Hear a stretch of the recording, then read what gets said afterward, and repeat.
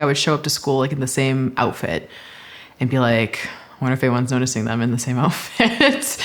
Or like my mom having to put like less than $5 of gas into the car one time because that's all we had. And it was moments like that where everything seemed so dire. Camryn Rogers now winding, whipping, top speed, lets it fly. Look at the arc! Oh, it's a massive throw! I just remember the first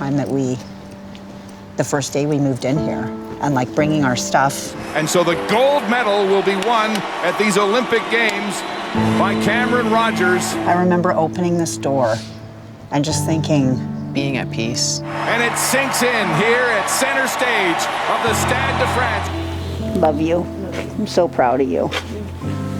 We worked through a lot of this together. We did. It's very important for me to look back on that and try to give as much of myself back to it as I can. When Camryn Rogers stood on top of the Olympic podium in Paris, France, she had a lot to reflect on.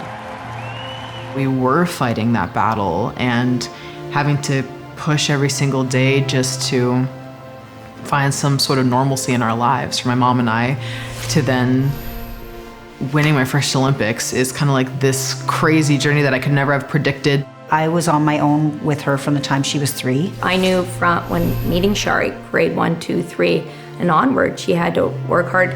Being in the Lower Mainland, raising a daughter on your own, that's like a battle. She's a hairdresser and she works extremely hard. She'll work 6 days a week, 8 to 12 hours a day.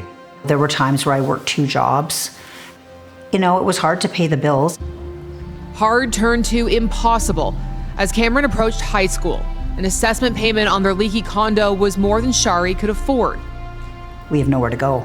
I had applied for different kinds of housing, co-ops, subsidized housing. I'd look for rentals. At this time, I think I didn't know too much about what was going on. We were basically, you know, homeless, unhoused for a year. So a few times we stayed with people that we knew. We slept in the car. We slept at my work. There would be times where she would be working really late and she would just kind of go, you know what? I'm really tired and you look really tired. And I think to her tonight, we should just sleep here. You start to rationalize things because even though kids know what's going on, I'm a firm believer that they don't need to know all the details at their age. Shari never lost positivity. She was always optimistic, always so upfront about, you know, life is good and there's so many opportunities, you just have to make them. I think my mom just framed everything so well that even though I knew something was wrong, I didn't know the full extent to how bad things were. Although where Camryn slept each night could vary, she had found an activity that was consistent: hammer throw. I'd never done a sport before. I had never really committed myself to anything this much, and I was fully thrown right into it. I started off training 6 days a week. She was definitely a talent that we all saw. How far she would go, we didn't know at that time, but she was very athletic and really loved throwing. I was lucky enough to be a part of a team that really welcomed me in and felt like family, and it was also an outlet. So any type of, I think, big feelings that I had at the time were able to be released. As much as hammer throw provided some stability, the real game changer for Camryn and Shari came from the More Than a Roof Foundation. I remember my mom telling me that she had applied for housing with More Than a Roof Foundation. I was just kind of like, ooh, this sounds exciting. I first met them when they came for an interview for housing. I was very impressed with how motivated Shari is and what a good mum.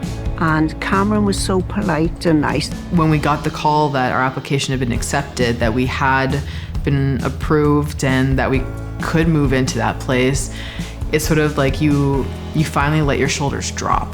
It was just such a good feeling to know that part of our life that was so difficult had come to an end. Yeah, we could finally start to build our lives up. Yeah.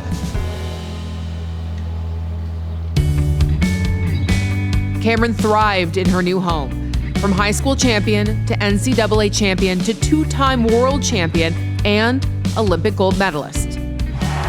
first time a Canadian woman has won Olympic gold in the hammer throw. This is just the icing on the gold medal winning cake. But she has not forgotten where she came from. This is an Olympic gold medal. You guys want to see it? Pass it along.